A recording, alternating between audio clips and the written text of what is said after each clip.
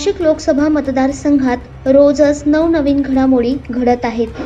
अपक्ष उमेदवारी अर्ज भरलेल्या विजय करंजकर यांनी काल रात्री उशिरा शिवसेनेत प्रवेश केला, त्यामुळे ते माघार घेतील हे तेव्हाच स्पष्ट झाले होते। आज माघारीच्या दिवशी नाशिक लोकसभा मतदारसंघातून विजय करंजकर, निवृत्ती अरिंगळे यांनी माघार घेतली। मात्र शांतगिरी महाराज निवडणूक लढवण्यावर ठाम असून त्यांनी आपली भूमिका स्पष्ट केली आहे। पाहुयात ते काय म्हणाले।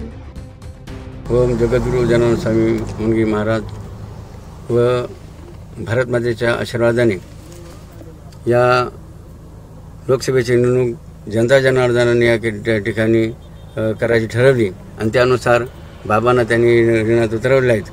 म्हणून आता कोणत्याही परिस्थितीमध्ये माघार न घेता त्या सर्व भक्त परिवाराने जनता जनार्दनाने विडा विचारला आहेत की यावेळची मी निवडणूक लढायची आणि जिंकायची।